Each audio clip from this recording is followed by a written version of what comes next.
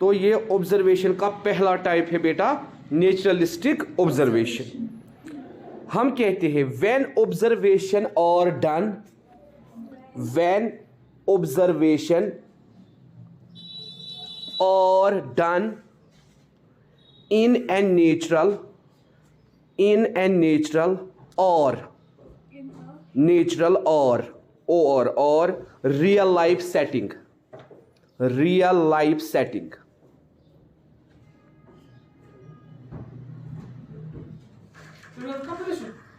Twelfth तो शायद sir ये क्लास में in a real life setting,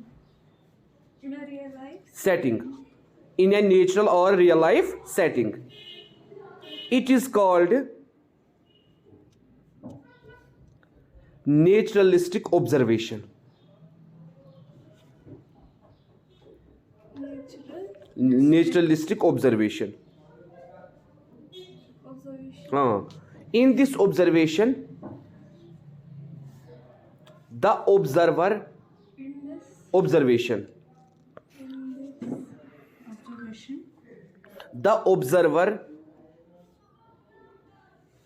makes no effort to control or manipulate the situation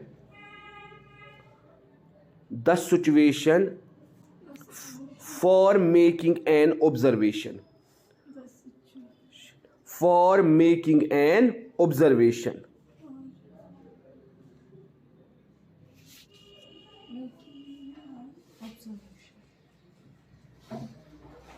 ठीक है बेटा, फॉर मेकिंग ऑब्जर्वेशन।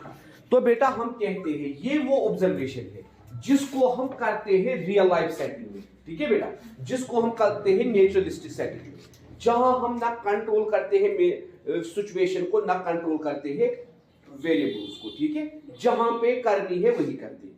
ठीक है, this type of observation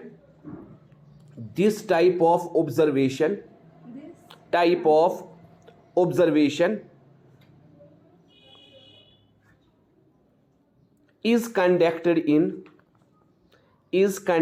in पिछले साल बेटा ये ऑब्जेक्टिव में आया था, is conducted in हॉस्पिटल्स, हाँ, होम्स घर के अंदर, स्कूल्स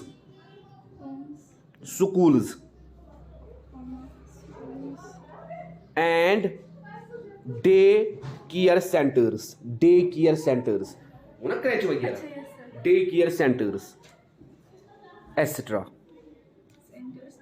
हाँ, अब लिखो बेटा आप कंट्रोल्ड ऑब्जर्वेशन। ये था पहला नेचुरलिस्टिक, हाँ कंट्रोल्ड ऑब्जर्वेशन, ये था पहला naturalistic.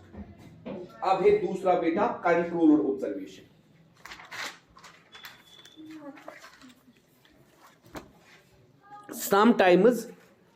Sometimes we might need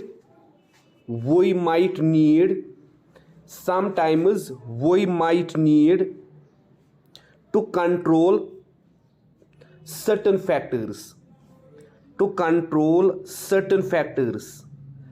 that determine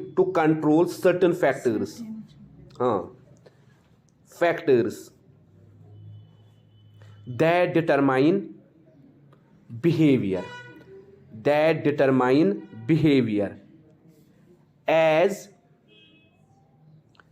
they are not the focus of our study.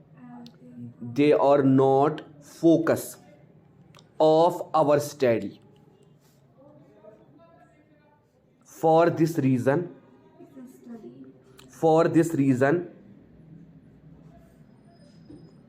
many of the studies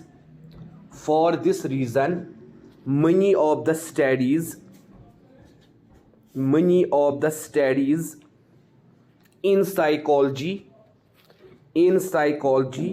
are conducted in laboratory.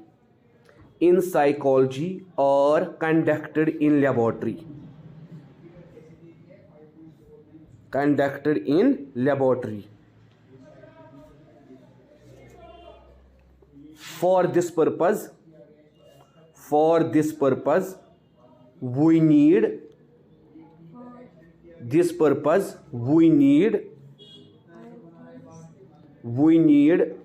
observation,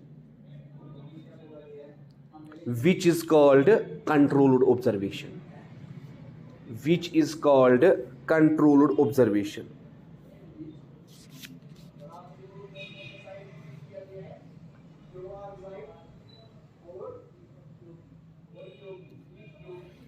This type of observation this type of observation is performed in laboratories and counseling centers.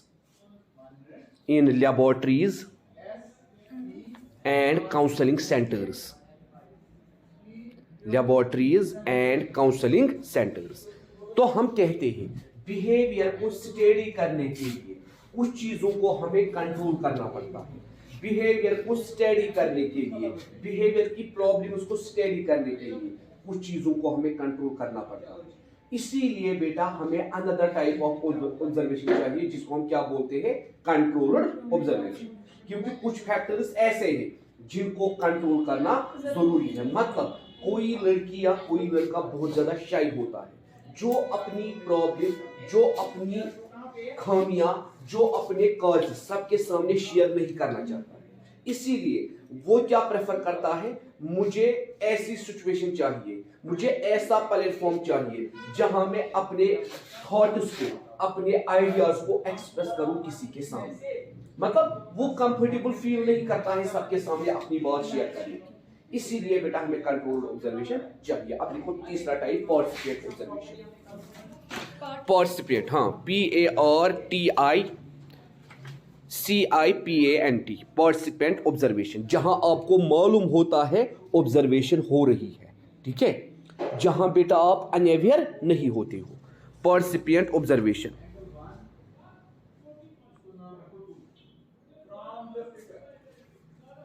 ठीक है बेटा, participant observation.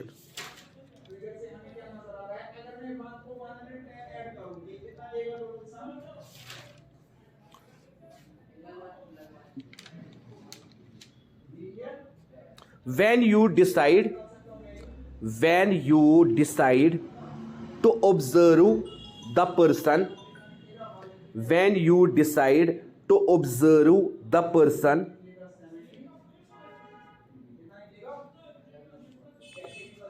when you decide to observe the person or event from a distance,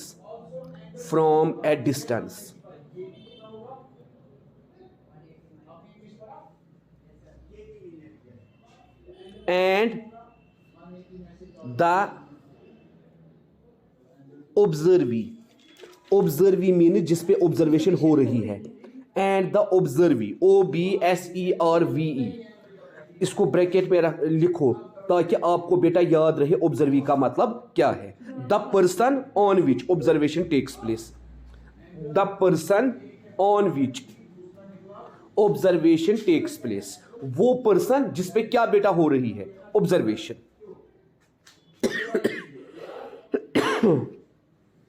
ठीक है बेटा। And the observee and the observer, उसके बाद लिखो and the observer may become part of the group, may become part of the group being observed, part of the group being observed,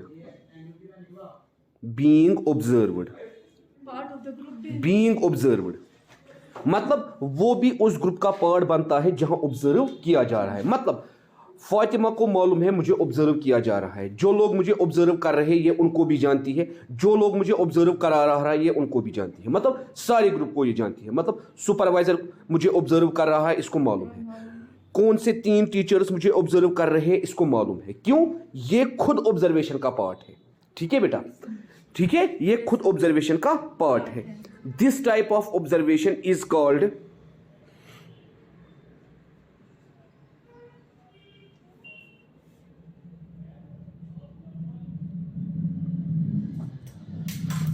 this type of observation, इसी observation को बेटा हम क्या कहते हैं? Participant observation. उसके बाद नॉन पार्टिसिपेंट, ये है बेटा पार्टिसिपेंट। अब है नॉन पार्टिसिपेंट, चौथा और last, non participant.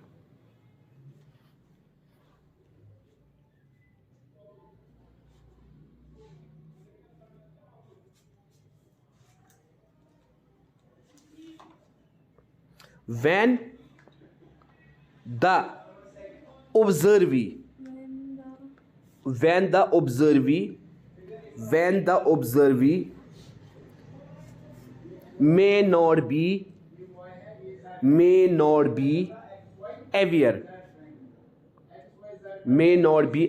that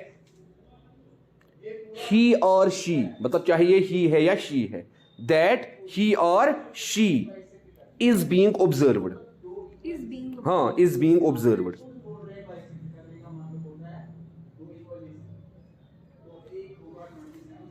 is being observed by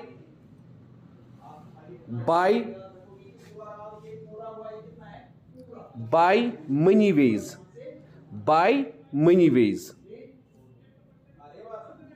like we can install a video camera to record the activities of the observee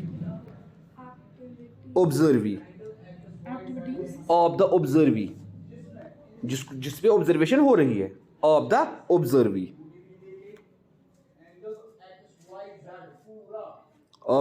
observee full stop. This type of observation is called non-participant observation. This type of observation is called non-participant observation. इसी observation को बेटा हम क्या कहते हैं? इसको हम कहते हैं नॉन पार्टिसिपेंट ऑब्जर्वेशन। क्या कहते हैं बेटा? Non participant observation. ठीक है, नॉन पार्टिसिपेंट ऑब्जर्वेशन। अब देखिए बेटा, what are the merits and demerits of observation method. पिछले साल 3 मार्क्स का क्वेश्चन आया है। मतलब बेटा इस मेथड के मेरिट्स क्या है, डिमेरिट्स क्या है, क्या क्यों साइकोलॉजिस्ट इस मेथड को इस्तेमाल करेंगे और क्यों नहीं करेंगे। ठीक है बेटा, क्योंकि हमने कहा मेरिट्स एंड डिमेरिट्स ऑफ, हाँ नहीं कोई भी ऑब्जर्वेशन, मैं बोल रहा हूं ये मेरिट्स एंड डिमेरिट्स है बेटा ऑब्जर्वेशन मेथड के। वो तो हमने कहा वो तरीके हैं करने के, मतलब एक में आप अवेयर होते हो, दूसरे में आप अवेयर नहीं होते हो। ठीक है बेटा, एक में आप करते हो नेचुरलिस्टिक सेटिंग में, दूसरे में आप लेबोरेटरी में करते हो, वो तो तरीके हैं। मगर बेटा as a observation method, as a whole method, इसके मेरिट्स क्या है, इसके डिमेरिट्स क्या है, क्यों साइकोलॉजिस्ट ये मेथड इस्तेमाल करते हैं, क्यों वो ये मेथड इस्तेमाल नहीं करते। पहले लिखे ऊपर मेरिट्स। पहला merit, it is less economical, मतलब ये ज्यादा महंगा नहीं है। It is less economical, comma natural means हम ये कहीं भी कर सकते हैं। अभी हमने कहा ना बेटा natural observation, as well as flexible, मतलब इसको हम बहुत सारे लोगों पे अप्लाई कर सकते हैं। दूसरा बेटा, the data which is studied,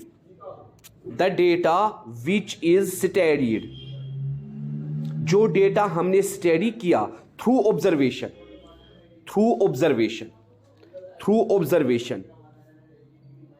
can be analysed, उसको हम बेटा क्या कर सकते हैं, एनालाइज कर सकते हैं।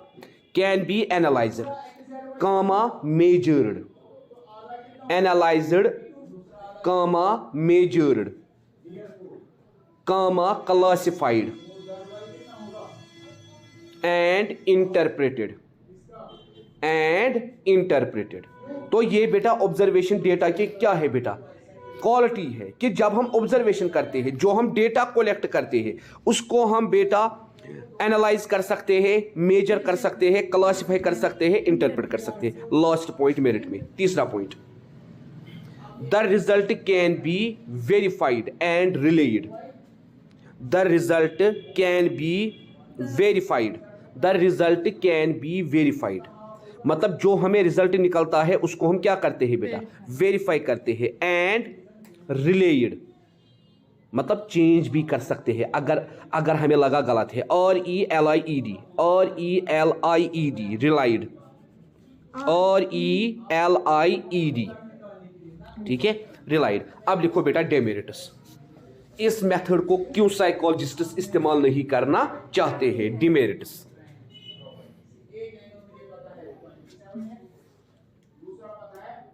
देयर आर, पहला, there are chances of subjective report, subjective report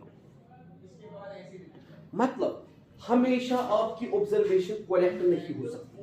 हर किसी पर्सन को आपको डिफरेंट तरीके से ऑब्जर्व करना है। मतलब फातिमा की पर्सनालिटी एक टाइप की है, समरीन की पर्सनालिटी दूसरी टाइप की है, इस लड़के की पर्सनालिटी तीसरे टाइप की है। तो मुझे फातिमा के लिए अलग ऑब्जर्वेशन का मेथड बनाना है, आपके लिए अलग, इसके लिए अलग। इसीलिए क्या हो सकता है बेटा, सब्जेक्टिव रिपोर्ट। आपका रिजल्ट इसके रिजल्ट के साथ नहीं मिलेगा, इसका रिजल्ट उसके रिजल्ट के साथ नहीं मिलेगा।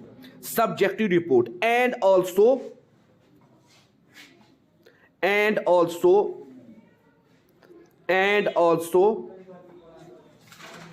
there are chances of subjective report and also spend more time, हमें बहुत टाइम लगेगा फिर ऐसे पर्सन्स के लिए। हाँ, more time, energy and money, बहुत ज्यादा एनर्जी स्पेंड होगी, बहुत ज्यादा पैसे स्पेंड होंगे। तीसरा बेटा, दूसरा इट लैक्स रिपीटेबिलिटी, इसको हम रिपीट नहीं कर सकते हैं फिर। इट लैक्स, हाँ, LACKS मतलब इसमें नहीं है रिपीटेबिलिटी। इट लैक्स रिपीटेबिलिटी, और EATABILY repeatability as each natural situation, और PEATABILITY repeatability as each natural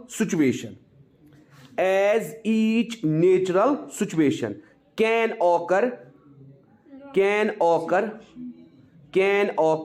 only once। एक बार हमने नेचुरल सिचुएशन में ऑब्जर्व की, दूसरी बार हम कैसे वो सिचुएशन क्रिएट करेंगे, इसीलिए इसके अंदर रिपीटेबिलिटी नहीं है। तीसरा and last, it is not being able to establish. बेटा कौन सी क्लास है, 12th कौन सी बेटा, और बेटा उस क्लास में जाओ, वो है ना वो वाला, ये दरवाजा नहीं, वो वाला दरवाजा। It is not being able to establish a proper cause and effect relationship।